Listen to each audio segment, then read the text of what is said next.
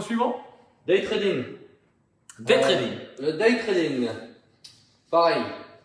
Alors, day trading, moi je pilote donc soit en stop loss fixe, soit je vais de XS à L.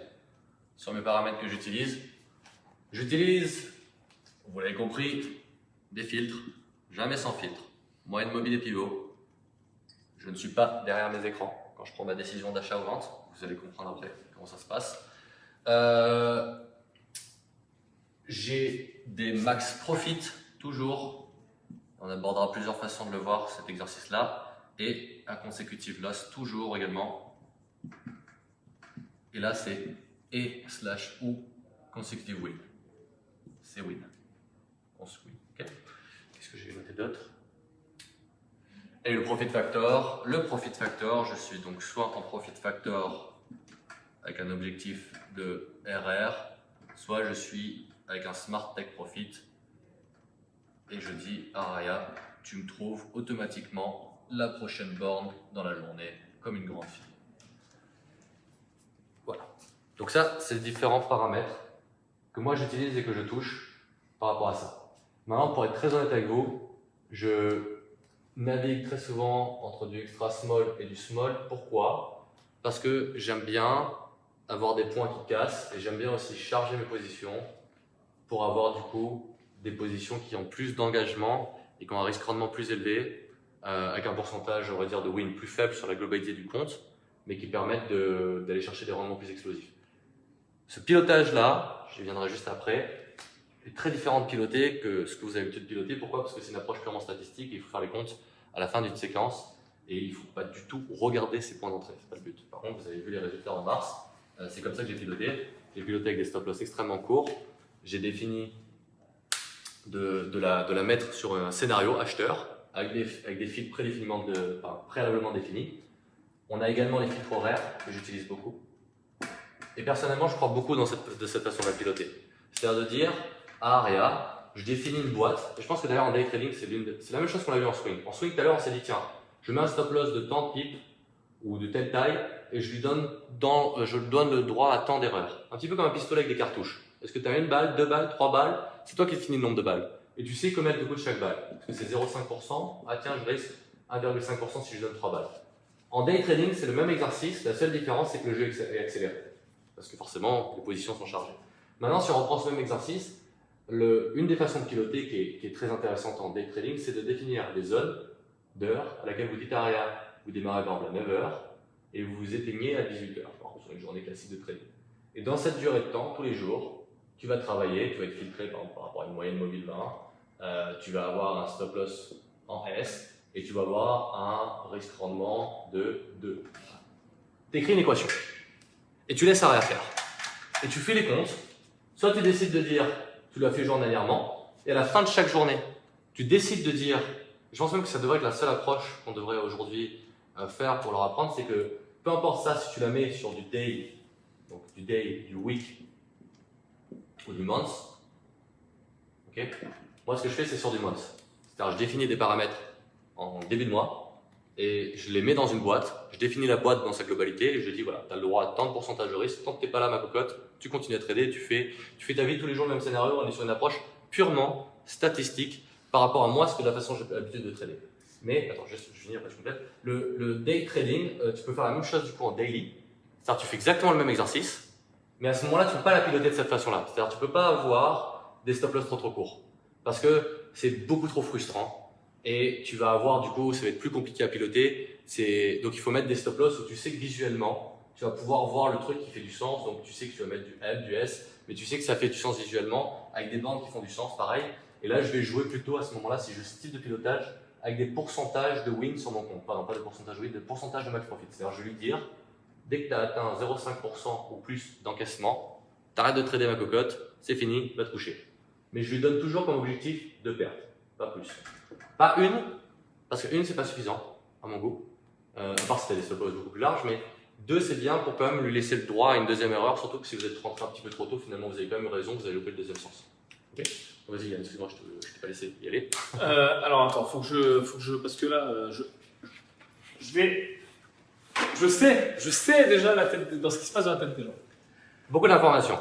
Donc, ce que je vais faire, c'est que je vais te vulgariser ça avec les deux scénarios dont tu as parlé, Guillaume. Ok? On va faire des dessins. Et comme ça, après, tu vas pouvoir rentrer dans le détail de ces deux pilotages.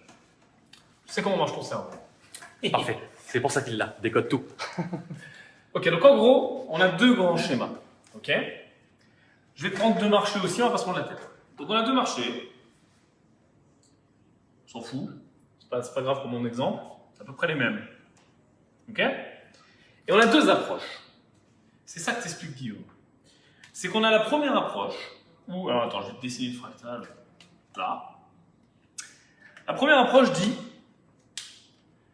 mon stop loss est extrêmement serré. XS. Et collé.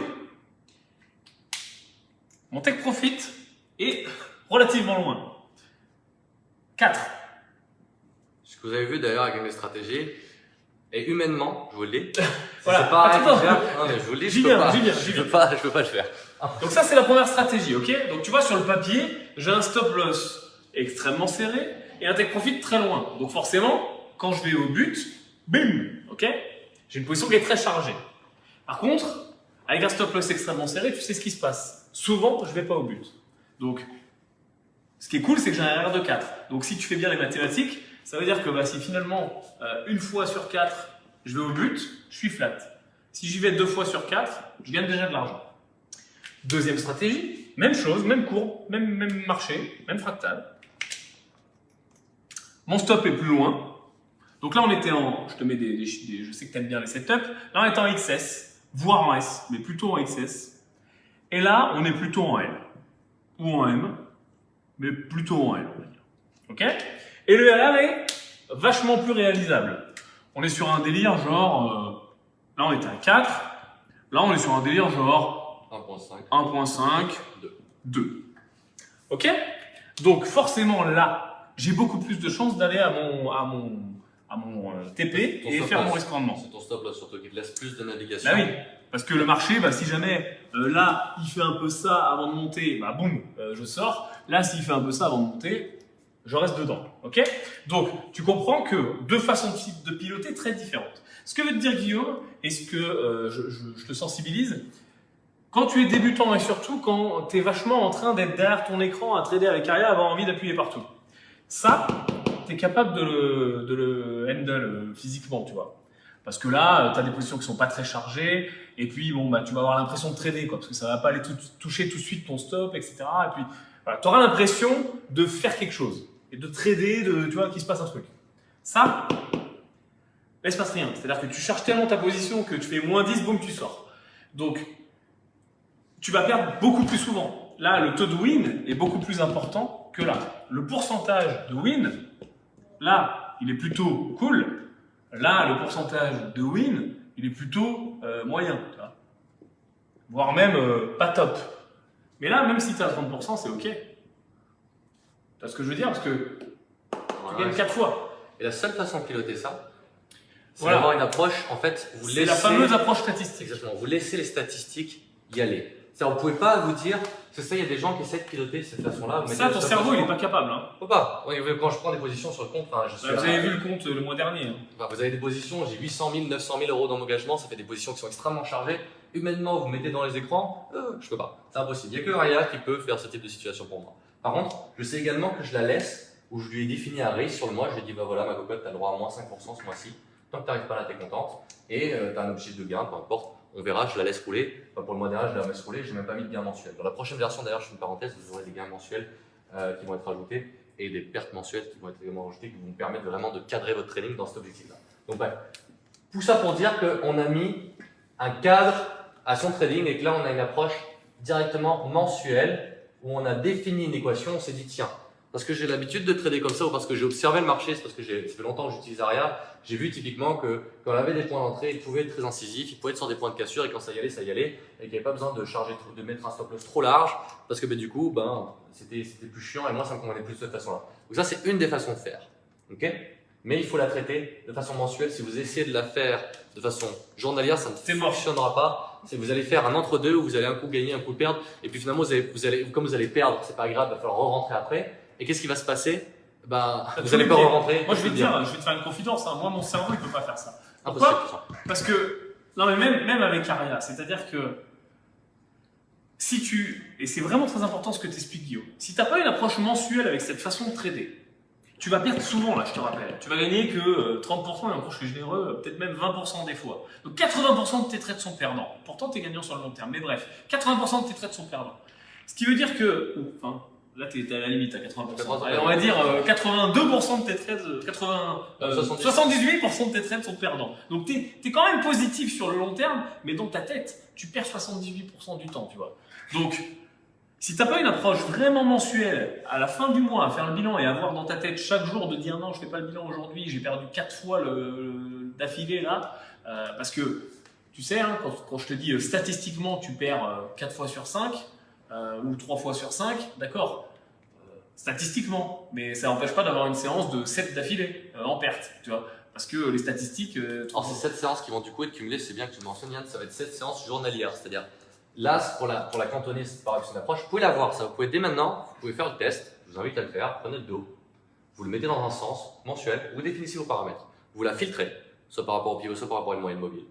Vous mettez un type de stop avec un risque rendement et vous écrivez juste une équation avec aussi des heures, où c'est ça qui est intéressant avec le rétro-engineering, où vous dites à Aria, de telle heure à telle heure, tu vas travailler, et vous regardez un petit peu visuellement, en revenant dans le graphique, à quelle heure, finalement, si j'avais dû se passer quelque chose, il serait passé quelque chose. Je reviens sur les fils, je te coupe, c'est très bien, tu vois, on reprend depuis le début. Mais en version visuelle. Juste là-dessus, Yann, c'est important. J'ai un max consécutif loss à 2. C'est pas parce que tu as un stop loss court que tu perds tout de suite ta position, que tu vas quand même cramer ton compte parce que tu lui as dit de perdre seulement 2 fois. Ah oui, alors c'est ça. Je rentre dans le détail parce que là, ça suffit pas. Mais juste un stop et un take profit. Pareil, de l'autre côté, ça suffit pas. Ce que j'ai en train de t'expliquer, Guillaume, c'est qu'il filtre. On filtre le marché. Ok, time filter. Tu traites dans l'exemple, 8h à 18h ou 9h à 17h, ce que tu as envie. Bah, ouais, je précise encore un truc. C'est parce qu'on a écrit 8, 18, pardon, qu'il faut mettre 8, 18. Hein, juste pour l'exemple. Un exemple. Tu filtres sur les moments où tu as l'habitude. Peut-être qu'il y a des gens, Rod trade le matin, lui. Rod, peut-être que lui, il trade quoi? Il trade 9, 11, lui, un truc comme ça. J'en sais rien. Tu filtres le marché là où tu as l'habitude de le trader. Ok, donc, premier filtre. Mais c'est un premier filtre, c'est important. Deuxième filtre que te dit Guillaume, il met souvent le filtre moyenne mobile. Moyenne mobile, toi tu utilises souvent la moyenne mobile 50. Donc ça va te mettre un deuxième filtre. Tu as une moyenne mobile qui va être là, je vais la faire en vert. Boum. Deuxième filtre. Ce qui veut dire que si tu t'étais trompé sur le sens, tu as dit ça monte et la moyenne mobile, tu es en dessous, eh ben arrière rentre pas. Ce qui peut t'éviter un loss à la con. C'est ce qui s'est passé aujourd'hui. Aujourd'hui, elle n'est pas rentrée. Elle a travaillé toute la journée, moi je faisais autre chose, elle n'est pas rentrée. Je précise juste deux choses, c'est bien qu'on ait fait cet exercice-là. Vous voyez, pour en faire bon binôme. Donc, la deuxième chose. Typiquement, si je vous partage mes paramètres sur AR, moi, elle travaille à 9h01. Pourquoi 9h01? Parce que à 9h pile, souvent il y a le marché qui décide de faire un peu la bamboula. Et du coup, pour éviter les faux mouvements et de me faire choper, j'attends juste la fameuse 1 minute. C'est juste que j'ai analysé avec un petit peu de temps. Plus finalement, ça marchait mieux, c'est d'éviter de me faire choper avec une éclaboussure de bougie. Bref, vous avez deux options dans le clock filter.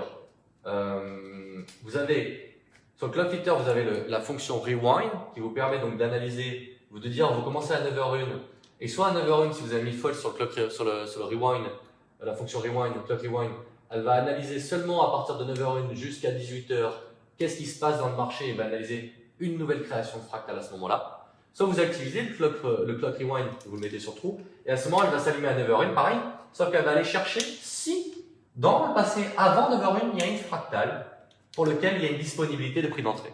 Et à ce moment-là, elle va placer son ordre par rapport à ce prix-là. Ce qui vous permet en fait de vous démarrer pile poil à ce temps-là et avoir quand même finalement, imaginons que là on a une belle fractale à ce moment-là. Imaginons que le cours elle soit à ce moment-là comme ça, tu vois. Belle fractale là, tu démarres à 9h01, le marché est là, et hop, tu rentres dans le marché. Elle trade à partir de l'heure en question, mais elle analyse avant. C'est ça la différence entre le rewind ou pas. Il y a des gens qui me disaient dans le chat, attention, on doit faire attention, c'est l'heure du serveur. En effet, tu fasses attention, c'est l'heure du serveur. Serveur, mais même précise encore, c'est pas l'heure du serveur, c'est l'heure du broker. C'est pas le serveur. L'heure du serveur, je la connais même pas, l'heure du serveur, donc on s'en fout royalement. C'est l'heure du broker qu'il faut que vous regardiez. Donc, vous avez vu que dans une approche mensuelle et statistique, avec elle, donc on vous a dit, on a mis non seulement un trend filter, on a mis un clock filter et on a mis également des objectifs de consecutive win et de consecutive loss. Dans le cas de cette stratégie-là, par exemple sur le dos, où on est dans des positions extrêmement chargées, extrêmement agressives, extrêmement impulsives, et comme je vous dis, vous êtes obligé de la gérer mensuellement, vous ne pouvez pas la gérer différemment. Je vous dirais même qu'il faut avoir un setup de temps, de vous donner même 3 mois en fait avant d'avoir une validation stratégique. Puis moi, je suis seulement à la chasse, alors je me prends même pas le cerveau si je dis t'achètes et c'est comme ça que t'achèteras cette année. Et parce que j'ai décidé qu'il fallait acheter. Et puis on verra si ça, j'ai raison ou pas, mais dans tous les cas, j'ai un filtre qui me permet de filtrer.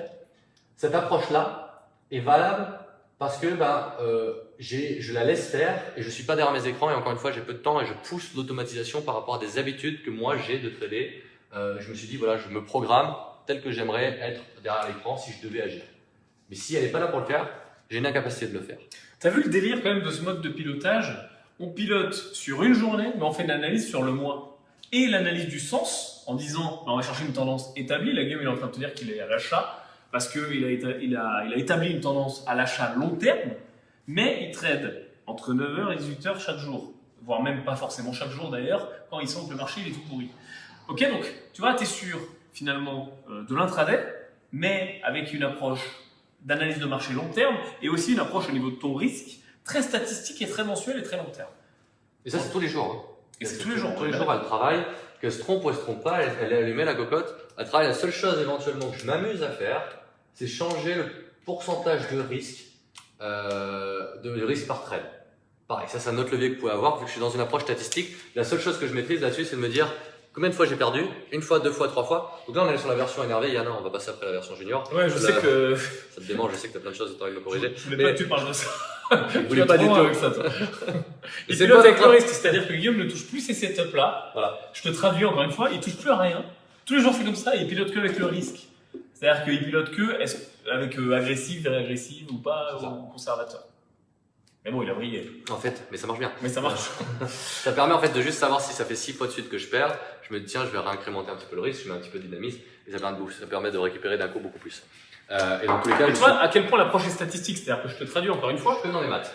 J'ai calculé mon risque. T'as perdu 6 fois d'affilée. Tu sais que ça fait trop de pertes par rapport à tes statistiques. Donc, toi, dans ta tête, tu as envie de faire quoi à ton cerveau humain? Descendre le risque. Ben non, c'est le contraire. On augmente le risque parce qu'on sait qu'on a perdu tellement de fois d'affilée que c'est une erreur statistique et qu'on a plus de chances cette fois-ci de gagner que de perdre. Donc, on augmente le risque parce que si on a un risque plus important et qu'on la met dans le trou cette fois-ci, on va gagner plus. Tu vois le délire? Mais c'est pas un trading pour tout le monde. C'est pas un trading pour tout le monde et surtout, une autre chose, mais ça pourra peut-être intéresser certaines personnes dans le chat. Et une autre chose, c'est pas, encore une fois, cette façon de faire. Peut-être que j'ai tort au moment où j'accélère sur le 6 fois, mais c'est ça qui est bien carrière, c'est que je peux pas risquer plus d'1% de position. Et lorsque je fais mes mathématiques par rapport au fait que je calcule, par rapport à ça, un scénario, donc c'est facile, hein, je dis, tu as le droit à 2 pertes par jour, combien il y a de trades par jour, combien il y a de nombre de journées, donc 22 journées, tu vas prendre en moyenne une position par jour, donc ça fait 22 trades. 22 trades, je vais en gagner 5, enfin, X% de temps, je calcule, enfin, je fais des mathématiques pas très savantes, mais je calcule mon risque, et je dis, bah tiens, tu es dans ce niveau de risque-là, est-ce que ça me convient, est-ce que ça me convient pas? Et puis derrière, je laisse arrière et je joue par rapport à cette boîte-là. Donc ça, c'est une première approche. On est dans l'automatisation poussée à l'extrême. C'est quand même une approche que je vous invite à étudier parce que le même exercice qu'on vient de faire mensuellement, vous pouvez faire exactement le même journalièrement. Et Yann, je vais te laisser réexpliquer. Je vais vomir de l'information rapidement et tu vas retranscrire pour tout le monde. Attends, je te coupe avant que tu partes là-dessus. Thierry nous dit, si on change les paramètres tout le temps, on peut jamais savoir pourquoi on gagne ou on perd. Alors Thierry, je t'inviterai à regarder le replay, c'est exactement l'inverse qu'on a dit.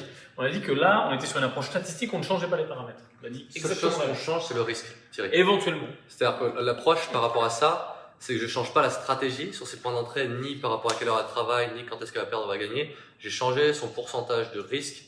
C'est-à-dire typiquement, si je mets 0,25% de risque par trade, je ne vais pas gagner la même chose que si je mets 1% par risque. Ça me permet juste de booster ma courbe. Mais moi, je regarde, si vous allez sur MyFixBook, à ce moment-là, je regarde les traits rouges et les traits verts. Et je les mets même en pipe à ce moment-là si vous voulez voir comment ça fonctionne. Et il y a une question aussi sur l'heure du broker. Où est-ce que tu la trouves? Qui c'est qui nous a posé cette question? L'heure du broker, Nicolas. Où est-ce qu'on trouve l'heure du broker? Nicolas, en bas à droite. T'as l'heure du broker, tout simplement. En fait, quand tu vas prendre une position, Nicolas, ou même un ordre, peu importe, tu as l'heure du broker qui s'affiche. Sur ton graphique, en fait, vu que ton graphique il est connecté à ton broker, tu as l'heure qui s'affiche sur ton graphique dans MT4, pas l'heure du serveur qui est ton ordinateur distant, l'heure de Windows, là. L'heure dans MT4, c'est l'heure de ton broker. Donc tu regardes tout simplement ton graphique et voilà, quand tu passes ta souris, tu auras l'heure du broker. Donc, pour cette stratégie-là, je résume. Si vous voulez la mettre en application, c'est pas compliqué. Vous faites du rétro-engineering, donc vous regardez, vous avez même des backtests si vous voulez faire, mais ça, on ne peut pas en parler tout de suite, sinon rien va me tuer. Non. Mais vous pouvez déjà faire juste un exercice simple. Vous remontez dans le temps avec la courbe et vous regardez les heures à laquelle il se passe quelque chose sur une unité de temps. Donc ce qu'on peut réussir par rapport à ça, c'est que là je suis sur du M15 lorsque je décide de trader la carrière. Pourquoi? Parce que sur le Dow Jones sur M15, j'ai vu que c'était des schémas qui étaient bien et étaient convenables. Donc ça, vous remontez dans le temps sur du M15, vous regardez visuellement qu'est-ce qui se passe par rapport à différentes heures. Est-ce que ça se passe entre 8h et 15h? Est-ce que ça se passe entre 9h et 18h? Vous visualisez un scénario, vous définissez, très important, des max consecutive loss et là des max consecutive win. Dans l'exemple présent, je suis à 1 pour mon consecutive win parce que j'ai un risque rendement très élevé, donc je cherche, dès que j'ai pris un gain, je ne reste pas pour les festivités, je m'en vais. On met également donc, des filtres horaires qu'on a vus, soit avec le rewind, soit avec le rewind, on met un filtre, donc soit pivot, soit moyenne mobile, et vous décidez d'avoir une approche où vous ne la touchez plus. C'est très dur à faire comme exercice, ça prend beaucoup de recul, c'est pour ça que Yann dit que ça pour le cerveau Shaolin. Voilà. Mais il y en a certains d'entre vous qui sont déjà dans cette démarche-là, donc voilà, c'est une première fonction. Et à tester aussi en démo quand tu débutes. Si tu es passé depuis peu en réel, ça peut être intéressant, tiens, on n'en parle pas assez. C'est-à-dire que souvent, tu trades, tu commences avec Aria, tu commences en démo. Clock rewind, yes. Tu commences en démo, tu réponds à des gens au milieu. Tu commences en démo et tu te dis, voilà, je vais faire 1 mois, 2 mois, 3 mois en démo et quand je serai OK, positif et tout et à l'aise, je passerai en réel. Très bien, super bonne approche. Et ça ne t'empêche pas de te remettre en démo pour tester des stratégies. Tu peux très bien avoir un compte réel et un compte démo. Ton compte réel, tu as ton trading classique positif comme tu sais le faire et tu es à l'aise et tu ne vas pas chercher midi à 14h à te prendre la tête, à changer. Tu as trouvé un truc qui marche pour toi, une façon de piloter pour toi, un actif pour toi. Ton compte réel, tu fais ça. Et si tu veux tester ces stratégies-là qui sont quand même plus risquées, mais aussi potentiellement plus rémunératrices, mais il faut quand même le temps d'arriver à setup. Au début, je te dis, tu fais ça, tu fais ça, tu fais ça, tu fais ça, je te donne 10 setup, mais il faut le temps que tu l'intègres. C'est comme quand tu apprends à faire du vélo. Ben, ça, tu le fais sur un compte démo.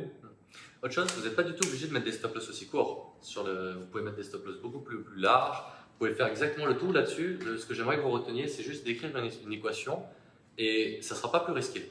D'écrire l'équation, vous allez voir que finalement, Aria, si vous écrivez une bonne équation et vous la paramétrez bien par rapport à des bons paramètres qui sont prédéfinis à l'avant, vous ne réagissez pas par rapport aux choses, vous les laissez juste runner, vous allez voir bizarrement, il se pourra peut-être même qu'elle vous batte si vous avez par exemple 2 comptes sur lesquels vous avez envie de vous mettre en compétition. Bref, ça c'est une approche, gardez-la en tête, on passe à la suivante et après il y a un autre que je note avant que je l'oublie, c'est l'opportuniste.